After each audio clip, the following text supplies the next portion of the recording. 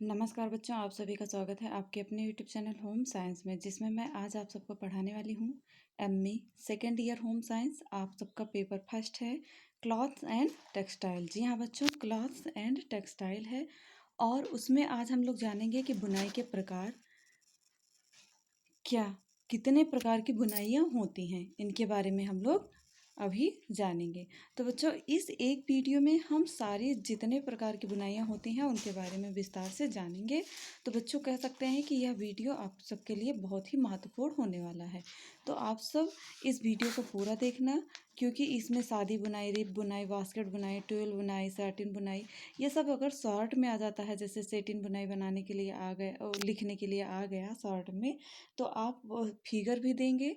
Figure के साथ आप रिमेंबर रखना कि कैसे सैटिन बुनाई बनाई जाती है और हैग बैग बुनाई कैसे बनाई जाती है, हैग बैग और हनी कॉम्ब बुनाई, इन सभी बुनाइयों के बारे में आप इस वीडियो में विस्तार से जानेंगे। तो बच्चों, हो सकता है वीडियो बहुत लंबा हो जाए, तो इसके लिए आप सब ज़रूर, लेकिन इसे छोड़ना मत, क्योंकि इसमें से ज़रूर एक प्रश्न आपके पेपर में आएगा। ये जितनी बुनाइयां हैं, इन सभी बुनाइयों में से ज़रूर एक बुनाई के बारे में आपसे पेपर में अवश्य पूछा जाएगा।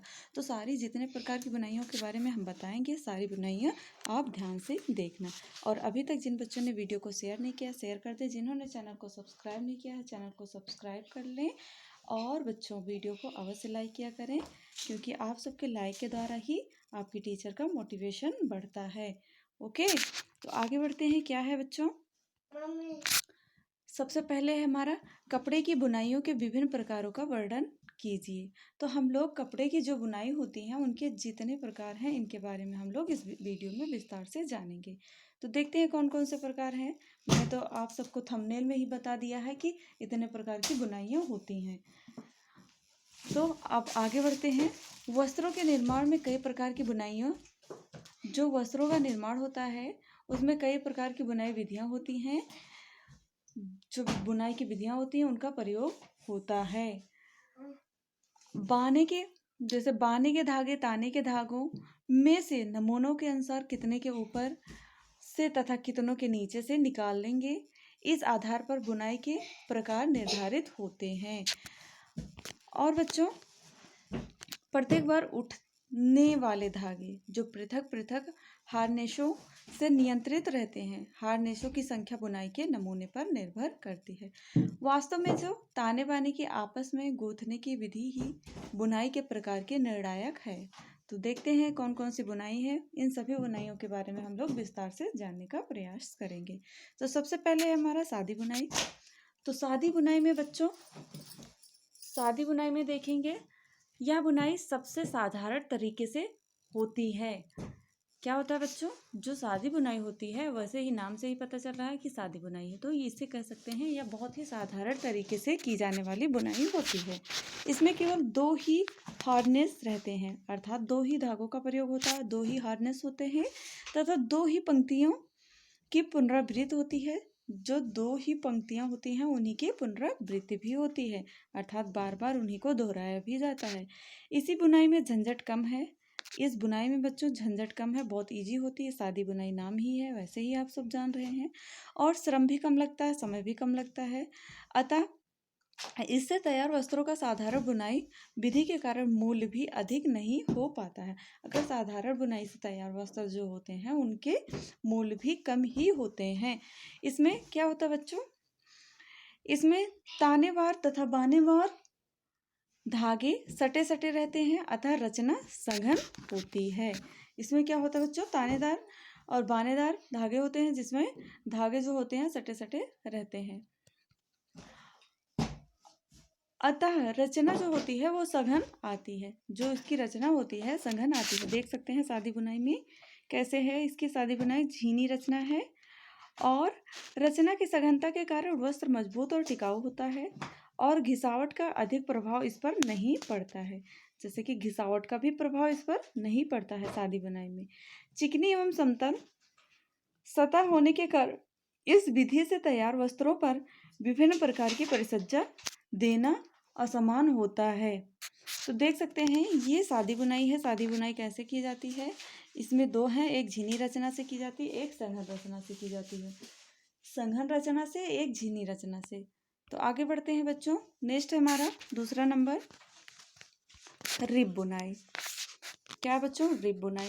इस बुनाई में क्या होता है? यह बुनाई सादी बुनाई का ही रूपांतर होता है। इसके जो अभी तो आप सबका समय बहुत कम है, पेपर नज़दीक है, तो नहीं तो मैं ड्राफ्ट आप सबको दिखा देती बुनाई करके, क्योंकि ये सभी बुनाइयाँ कैसे की जाती हैं। आप सभी होम साइंस के स्टूडेंट हैं, तो आप सबको भी ज्ञात होना चाहिए इन बुनाइयों के बारे में। आप सबके प्रैक्टिकल की फाइल में भी बनाना पड़ रहा है, तो प्रैक्टिकल की फाइल में इन बुनाइयों के बारे में, कुछ बुनाइयों के बारे में तो फाइल में ज़रूर लिखना है। तो बच्चों आप सब कोशिश करना, आई होप आप सब समझ गए होंगे, समझ रहे होंगे, और हम ज़रूर एक दो बुनाई ऐसी होंगी जिसके बारे में हम लोग ड्राफ्ट में भी हम समझाने का प्रयास करेंगे। तो देखते हैं रिब बुनाई के बारे में। यह बुनाई सादी बुनाई का ही रूपांतरण होता है। जी हाँ बच्चों, यह बुनाई किसका रूपांतरण होता है? जैसे ही सादी बुनाई होती है, ठीक उसी का रूपांतरण होता है, उसी के प्रकार से होता है। परंतु इस विधि से बुनाई करते समय किसी एक ओर के धागे को कुछ अधिक मोटा रखा जाता है। किसी एक साइड के धागे को बहुत बहुत अधिक नहीं, कुछ हल्का उससे मोटा रखा जाता है। यह एक तरफ की अपेक्षा दूसरी तरफ अधिक संख्या में धागे रखे जाते हैं। जैसे आप सब स्वेटर में बुनाई करते हैं तो देखे होंगे, रिब बुनाई में पीछे के साइड ज़्यादा धागे दिखाई देते हैं, ज़्यादा, जैसे इसमें बोला जा रहा है कि मोटा रखा जाता है, या एक तरफ की अपेक्षा दूसरी तरफ अधिक संख्या में धागे रहते हैं और रखे जाते हैं, और बुनाई सादी बुनाई के समान ही रखी जाती है। देखो स्वेटर जैसे बुनते हैं तो उसमें आगे सिंपल सिंपल दिखाई देता है, पीछे बस पीछे मोटा रहता है, आगे सादी सी चोटी की तरह बना रहता है। ठीक उसी को हम रिब बुनाई भी कहते हैं। बुनाई विधि सादी बुनाई के समान ही रखी जाती है। निश्चित संख्या के धागों को एक मानकर धागे को एक मानकर बुनाई की जाती है। जिस तरफ का धागा मोटा होता है वही वस्त्र की सतह पर प्रमुख रूप से दिखाई देता है, तथा दूसरी तरफ धागे को मोटा धागा लगभग छिपा लेता है। अब दूसरा है हमारा बच्चों, तीसरा नंबर नेक्स्ट है बास्केट बुनाई। तो अब हम लोग जानेंगे बास्केट बुनाई होता क्या है। बास्केट बुनाई में बच्चों यह बुनाई भी सादी बुनाई का रूपांतर ही है। देख सकते हैं फिगर में क्या है बच्चों, ये भी सादी बुनाई का ही रूपांतर होता है। ठीक उसी प्रकार से इसे भी बनाया जाता है बास्केट बुनाई को। इसमें ताने के दो से अधिक संख्या में जो धागे होते हैं उनको एक मानकर उतनी ही संख्या में बाने के धागों को भी एक मानकर बुनाई की जाती है। किन किन बच्चों को ताने बाने के बारे में पता है? जिन बच्चों को ताने बाने के बारे में पता है वो ज़रूर मुझे कमेंट करें, आप सबके कमेंट का इंतज़ार रहेगा। धागों की भी एक मानकर बुनाई की जाती है। बुनने की विधि सादी बुनाई के समान ही रहती है। सादी बुनाई के समान ही रहती है, परंतु इसमें क्या होता है, इसमें कई धागों को एकत्र करके इकट्ठा बिना जाता है। तो ये बुनाई क्या? बास्केट बुनाई कहलाई। अब नेक्स्ट हमारा बच्चों 4 नंबर ट्वेल बुनाई। जी हाँ, ट्वेल बुनाई होता क्या है? आप सब कुछ बच्चे ऐसे होंगे जो अब तक पढ़े नहीं होंगे, एमए फर्स्ट ईयर में भी नहीं देखे होंगे गृह वस्त्र विज्ञान में, तो उनको नहीं पता होगा कि ट्वेल बुनाई होता क्या है। कुछ बहुत लापरवाह बच्चे होते हैं जो बीए में उतना केयर नहीं करते हैं, तो आप सब ज़रूर केयर क्या करें आप। ओके, और देखते हैं ट्वेल बुनाई क्या है। देख सकते हैं इसका फिगर चित्र भी। इस बुनाई से तैयार वस्त्र की सतह पर तिरछी धारियां दिखाई देती हैं। इस बुनाई में बाने का धागा ताने के कई धागों के ऊपर निकलकर ताने के किसी एक धागे के नीचे से निकलता है, फिर उतने ही धागे को पार कर पुनः एक में फंसता हुआ निकलता है, और अंत तक इसी प्रकार पूरी पंक्ति भर जाती है। आई होप समझ में आया होगा।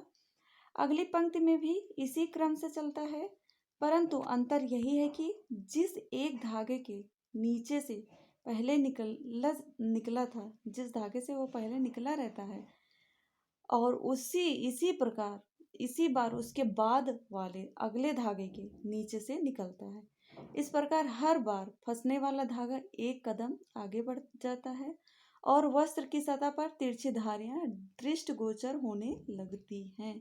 तो नेक्स्ट है बच्चों 12 बुनाई के बाद अब हमारा है 5 नंबर साटिन बुनाई। साटिन बुनाई में क्या होता है बच्चों, जो साटिन बुनाई होती है एक विशेष प्रकार की बुनाई होती है, क्योंकि बुनाई विधि का नाम तो है ही। आप सब समझ गए होंगे साटिन बुनाई। तो साटिन बुनाई में देख सकते हैं फिगर, विशेष बुनाई विधि का नाम है। ये एक प्रकार की बहुत ही विशेष बुनाई होती है साटिन बुनाई। साथ ही इससे तैयार वस्त्र भी साटिन कहलाते हैं। इससे तैयार वस्त्र जो होते हैं वो साटिन कहलाते हैं। और इसी विधि से बुने वस्त्र की सतह पर ताने के धागे, जो ताने के धागे होते हैं, प्रमुख रूप से दिखाई देते हैं तथा बाने के धागे भी छिप जाते हैं। इसी बुनाई से वस्त्र की सतह चिकनी हो जाती है और चमकदार लगती है। इस बुनाई में बाने के धागे ताने के अनेक धागों को फांद कर किसी एक के नीचे से निकलता है। आई होप समझ गए होंगे साटिन बुनाई। तो आगे बढ़ते हैं। अब हमारा सेटिन बुनाई है। सेटिन बुनाई में क्या होता है बच्चों, यह साटिन बुनाई का ही विपरीत रूप है। जैसे मैंने अभी साटिन बुनाई बताया, उसी का विपरीत रूप क्या होता है, सेटिन बुनाई होता है। इसमें बच्चों इसमें वस्त्र की ऊपरी सतह पर बाने के ही लंबे फ्लॉट दिखाई देते हैं। जो बाने के लंबे फ्लॉट दिखाई देते हैं वस्त्र की ऊपरी सतह पर दिखाई देते हैं। ऐसे वस्त्र बाने की सतह वाले होते हैं। इस बुनाई में बाने का धागा ताने के कई धागों के ऊपर जाता है तथा कहीं किसी एक के नीचे से निकल जाता है। इसी प्रकार से वस्त्र की सतह पर बाने के धागे ही प्रमुख रूप से दिखाई देते हैं और ताने के धागे छिप जाते हैं। फ्लॉट की यह विशेषता है कि वे जिस ओर के होते हैं वस्त्र पर हाथ रखने से उंगलियां उसी ओर को फिसलती हैं। बाने का अर्थात जो सेटिन बुनाई है इसका यही मतलब होता है कि जो उंगलियां होती हैं जिस तरफ वस्त्र पर हाथ रखने से उंगलियां भी उसी ओर फिसलती हैं। नेक्स्ट बच्चों बहुत महत्वपूर्ण है हॉग बैंक बुनाई। हॉग बैंक बुनाई होता क्या है, तो देखते हैं क्या है। आप सब फिगर में देख सकते हैं चित्र में कैसे हॉग बैग बुनाई है। तो हॉग बैग बुनाई में इस बुनाई में ताने के जो धागे होते हैं फ्लॉट वस्त्र के, जो ताने के धागे होते हैं बुनाई करते समय जो फ्लैट वस्त्र होते हैं उनकी सतह पर दिखाई देते हैं। इसी विधि का प्रयोग विशेष रूप से तौलिया बनाने में किया जाता है। यदि प्रश्न में बनता है तौलिया बनाने में कौन सी विधि का उपयोग किया जाता है, बुनाई की किस विधि के द्वारा तौलिया बनाया जाता है, तो हॉग बैग बुनाई के द्वारा तौलिया बनाया जाता है। ओके। और उसके बाद है इस विधि में विषम सूत प्रथम 2 वयों में तथा सम सूत अगले 2 वयों में भरे जाते हैं और फ्लैट करते धागे एक के बाद एक नीची नीची लंबी मेढ़े बनाते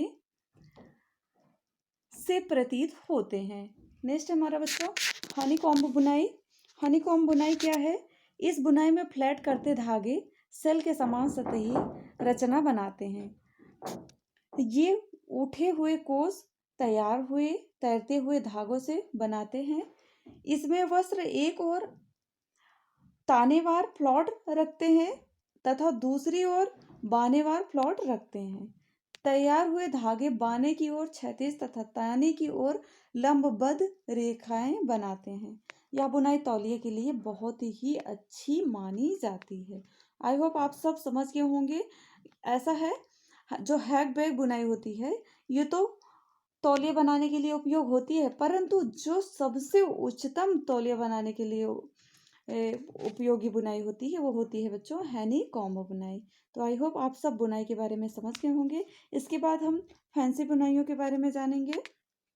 ये सब नॉर्मल बुनाइयाँ थी। अब हम फैंसी बुनाई के बारे में नेक्स्ट वीडियो में जानेंगे। वो वीडियो बहुत महत्वपूर्ण होने वाला है बच्चों आप सबके लिए। वो कल वीडियो आप सबको 3 बजे क्लास मिलेगी। तब तक के लिए जय माता रानी।